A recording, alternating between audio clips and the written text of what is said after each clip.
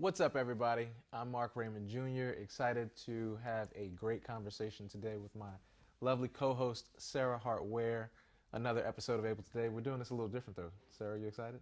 I'm very excited. We're down in New Orleans in Louisiana here to talk with some able experts and some disability leaders about some of the outreach work and some of the legislative work they've been doing. Yeah. This is different for us because we don't normally talk to this many people at one time to talk about all the great work, but y'all have been doing the work, apparently, that I was not so aware of. But first, can you all introduce yourselves, starting with Bambi? Sure. Hi, I'm Bambi Polotzola. I am the Executive Director for the Governor's Office of Disability Affairs. Hi, I'm Kelly Monroe. I'm the Executive Director for the ARC of Louisiana. Hi, I'm Terri Underwood, and I'm the Director of START programs under the Board of Regents for the state of Louisiana. Love it. So all of you have served on the ABLE Advisory Committee, correct? And have been working over the years to not only approve the legislation that enabled ABLE, but also to make sure that it is serving people with disabilities the best ways possible. I want to start with that, Kelly, with you, with the initial legislation for ABLE in the state of Louisiana. Just talk to me a little bit about what that was like. Okay, so the ARC US was one of the big promoters for the ABLE accounts federally, and so they talked to all the states and asked if we would be interested in kind of like pushing this forward. So we met with a couple of legislators. Representative Foyle at the time was very interested in helping us work on this piece of legislation, and so we did. We started, I think we came out 4 months prior to the federal legislation passing, but we had a provision on there that said basically like until the federal legislation passed, we would not be able to use it. We're super excited. We actually had 62 co-authors that year.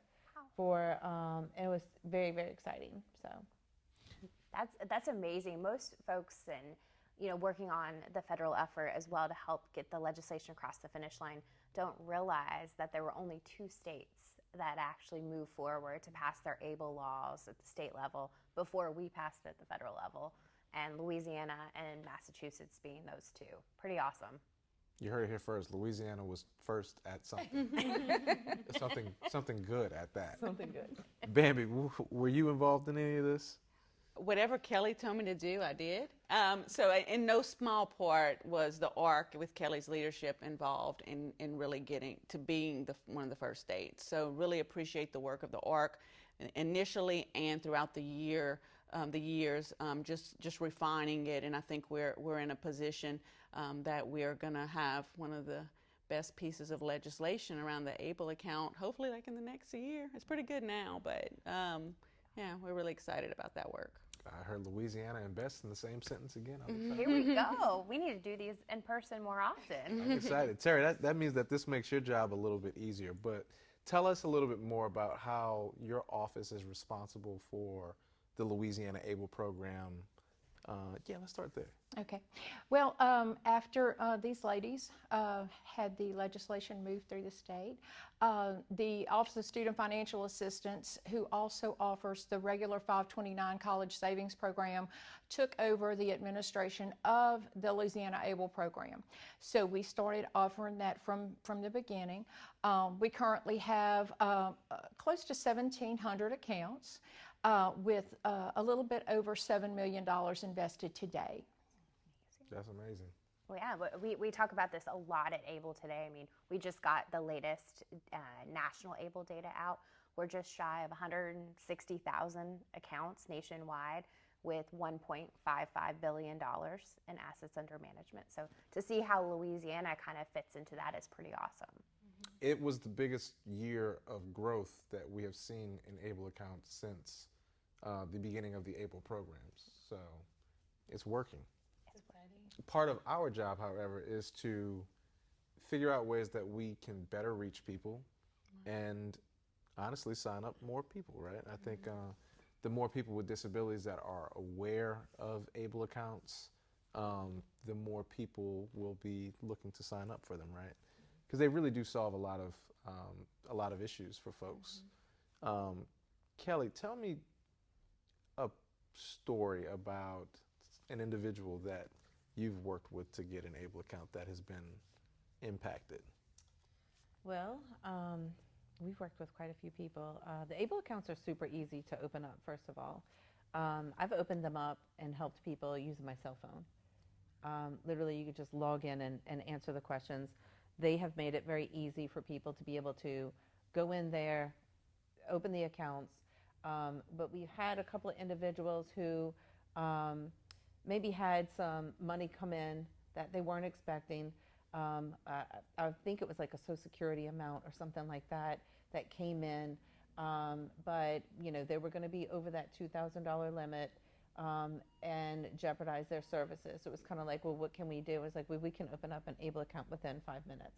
And so we opened up the ABLE account. They made the deposit, was able to continue to receive their services without any interruption, which is the best part about the ABLE. It is what everybody is most interested in, so that you can save for your future, but also continue and not jeopardize by having some money in the bank. So anyway, I would say that's probably like the best thing that's ever happened, is just people being able to, you know, keep their services and not jeopardize them. So, Bambi, any big success stories you want to talk about? Well, I can share a personal story. My son has an ABLE account, and you know, I have two sons, one with a disability and one without. And unfortunately, we have laws that, you know, prohibit my son with a disability from having over $2,000 in income to retain the services that he needs.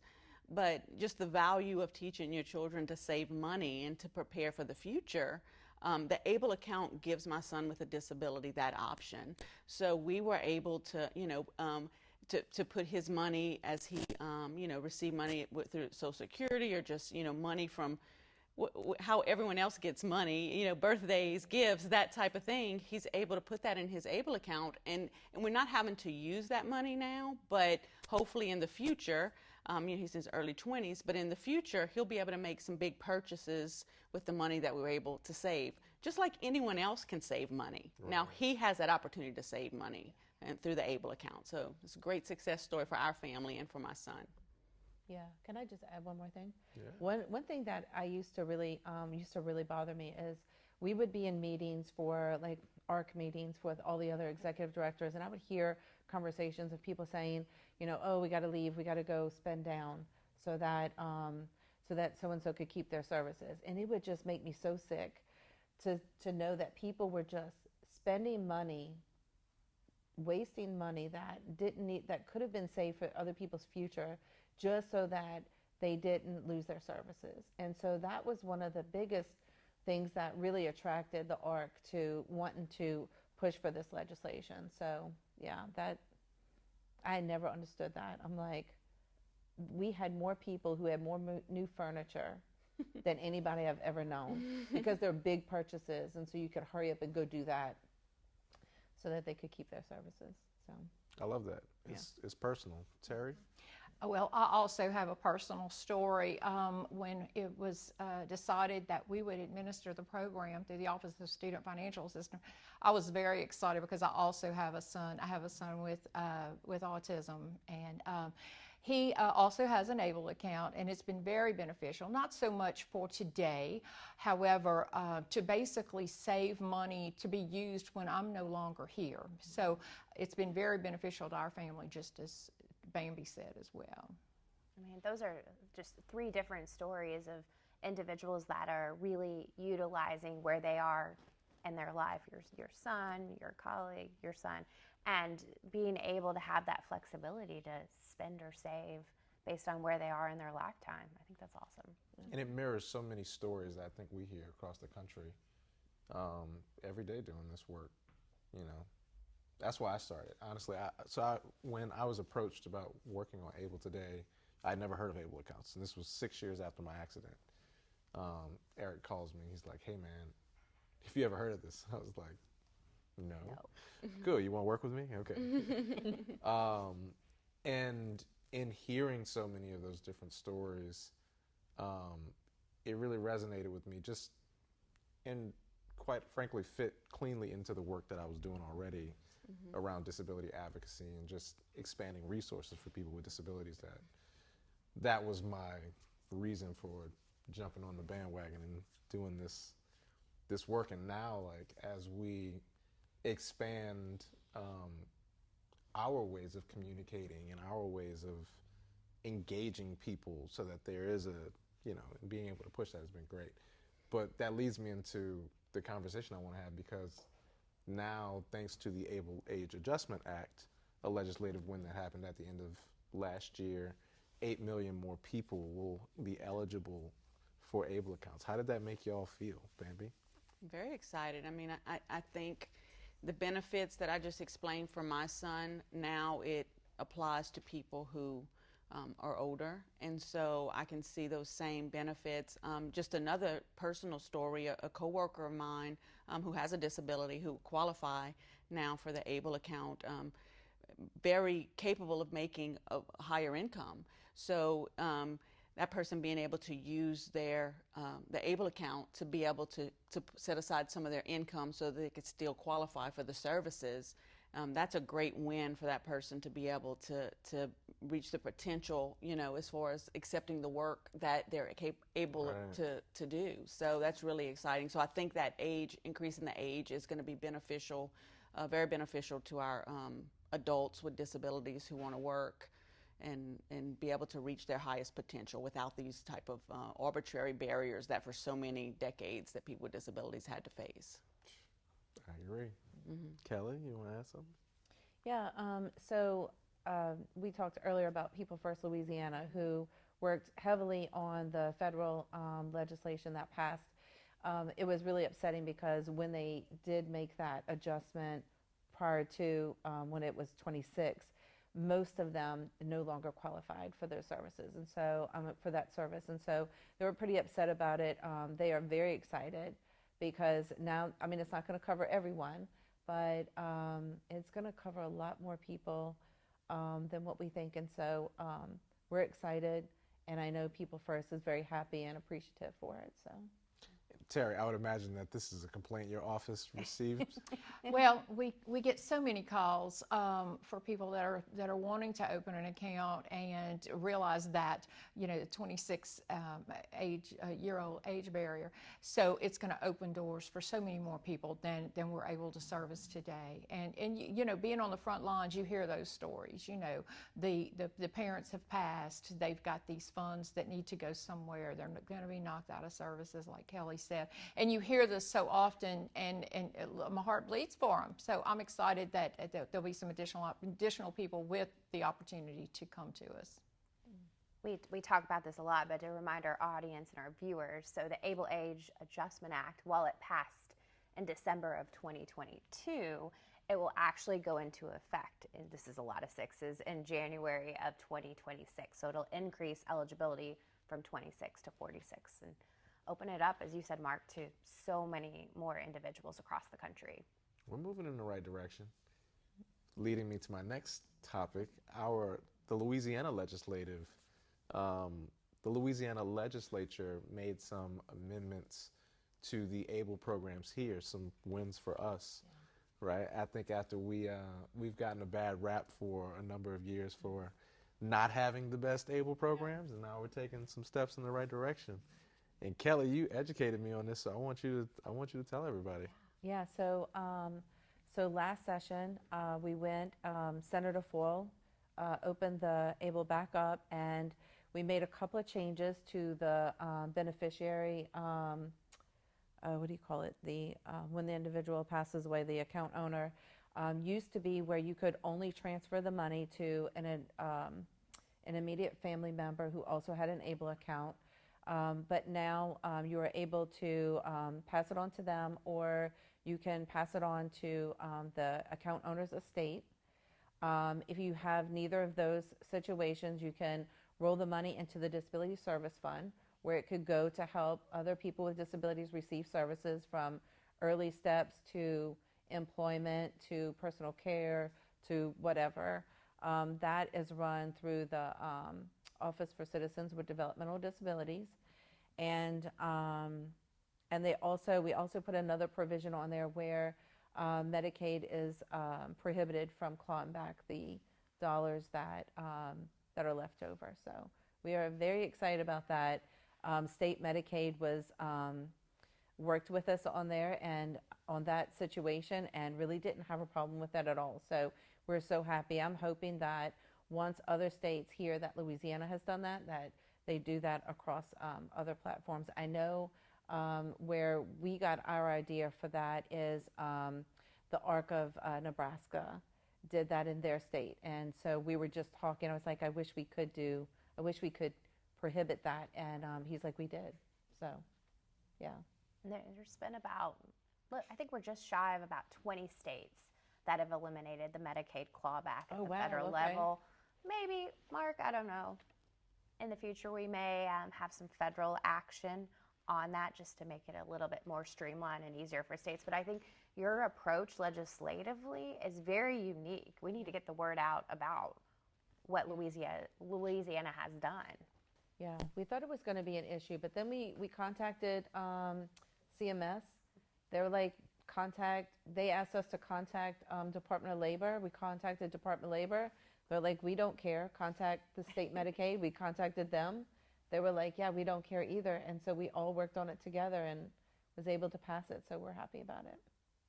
That's awesome. Talk to us about the process, though. I'm sure that took a lot of work, a lot of advocacy, making the rounds in the legislature, talking to all the representatives and senators. Like, how long did it take for I would imagine the advisory committee was doing a lot of work on this. Yep. Behind the scenes. Yeah, members of the advisory committee worked on it. Everybody was pretty much working on it. The Governor's Office of Disability Affairs, our legislative committee was working on it as well. And you'd be surprised. I was so surprised that legislators really weren't questioning it. They were like, well, it's your money. Yeah. It's your money. You should be able to keep it, or it should go to the estate to the families. And if there is none and they want to put in the disability service fund, even better, because instead of it going to the general state Medicaid pot, it was going directly to where it was intended to go to in the beginning, and helping people with disabilities. It's amazing. So. We need to take some notes. Help spread the word to other states. Yeah. Absolutely. The questions are going to come next. Now they're going to start calling you Kelly. You got the blue book. No. The blueprint. All right. Again, a lot of the work that we do is also outreach. And so I want to understand how Able Today could better help you all with outreach throughout the state, meeting people where they are. Like, if you had any ideas. Bambi, you got any ideas? Well, I mean, the ARC has done a really good job of promoting it, as well as Board of Regents. So I think everyone being able to reach those trusted partners in the community, so our disability organizations, but also, financial planners, any way that we can maybe expand beyond the disability community would be a really, I think, helpful, because not everyone who has a disability is connected to the disability community the way Kelly and I are, and many people that we, Mark, you're connected, but there's some people who aren't. So I think to expand the message to people who don't get their messaging through the disability community network. Have we thought about that? Well, I think it's a great idea. One of the things that we're working on and will launch in 2024, Able Today has partnered to develop a CLE, a continuing legal education track for the legal community. We certainly want to have some other national platforms, as Mark knows, to give that continuing education to financial planners and other individuals, that, as you said, Bambi, that are impacting and supporting people with disabilities, not just in Louisiana, but across the country. Yeah. So we will definitely share that with you to help spread the word. Kelly, and I think same with not only the ARC in Louisiana, but the ARC nationally, like figuring out ways that we can collaborate and be a part of coalition to help Yeah, that would be wonderful. move legislation across the country. Yeah. And Terri, so you have outreach, what do we call them? What do we call Shane? You have outreach people. What do you feel is the biggest challenge from your position in doing outreach in the state? Of course, being a state agency, your advertising dollars are limited. So we, of course, try to take every avenue through our outreach area. When we have an in-person event, we, of course, not only present our regular 529, but also the ABLE program. Because, face it, so many people in our communities, if they don't have an able child, or a disabled child, or a family member, the neighbor, oh, I can tell so-and-so about this. I bet they don't know. And we depend on that because, as Bambi said, so many people may not be tied with the disabled community that have a disabled relative. So we have a department that really is proactive in doing that, a group of very talented professionals. We need talented professionals to get the word out. Yes, we do. Boots on the ground. Boots on the ground. The last thing that I had, we kind of rolled through this. Looking ahead, how do you anticipate the legislative changes and the introduction of things like prepaid cards will impact the lives of individuals with disabilities in Louisiana? It'll make it much easier. I mean, one of the complaints was that just the access to the funds that people had in their account, the easy access. So this will just make it so much easier for people, and so I'm really excited about this opportunity to move with the prepaid card, or with the prepaid cards. That's incredible. I mean, the self-determination perspective for the individual to have access to that prepaid card, to empower them to help make some of their own financial decisions, that's going to be a game changer for you all here. I think so too. I think a lot of people, well, from what I've been told, some of them have gone to different states because of the debit card or the prepaid cards. And so I think this will be a game changer for sure for Louisiana. I'm super happy that the Treasurer's Office has agreed to do that. So. Absolutely. And there again, having it from a personal nature, I hear these folks and I understand their problems because I'm them. Okay. So I think the prepaid card will definitely open up a lot of doors for, those that need to go buy groceries or go to the pharmacy. You're not going to have to request a check and wait 2 to 3 weeks to receive your check. So we're really excited about that in LA ABLE department as well. Or just go on a quick vacation somewhere. You like need the money. Yeah. You like vacations? You like vacations? Eric doesn't let us take vacations at ABLE today, but we enjoy them from time to time. Yes. Instead, we just have retreats in New Orleans. That's fun. It has been so far. Anything else you want to ask these ladies? I think maybe the question, Mark, we ask all of our guests on our podcast and our ABLE Today show is just, what's your favorite thing about ABLE? I like the ability to empower people with disabilities, have financial security and make long-term plans. She got that from the website. Verbatim. Yeah, I would say my favorite is pretty much the same thing, is that people can save for their futures finally without worrying about whether or not someone's going to come and be able to help them get in and out of the bed anymore. And people can receive their services and not worry about whether or not they have too much money in the bank. It's the most ridiculous thing I've ever. So archaic. Yeah. Well, I think I receive so many calls, as I've said before, of people that they almost have a sound of desperation in their voice, and it's personally rewarding to be able to help those folks because they are between a rock and a hard spot. So that, for me, that's what brings me to work each day. Love it. Eric, you have any questions? Elf I'd on love the shelf having you in the over back there. corner. Where you can't talk and Where say you can't things. talk. This is great. He's not mic'd up, so. Oh, well, everybody, it's been a great conversation today about ABLE accounts in Louisiana, about advocacy, about legislative updates. As always, we enjoy having these conversations and pushing the work forward. Stay tuned for our next episode. Cheers. Thank you. Cut and print. All right. We got some Good content, boss. work. Hold still, everybody.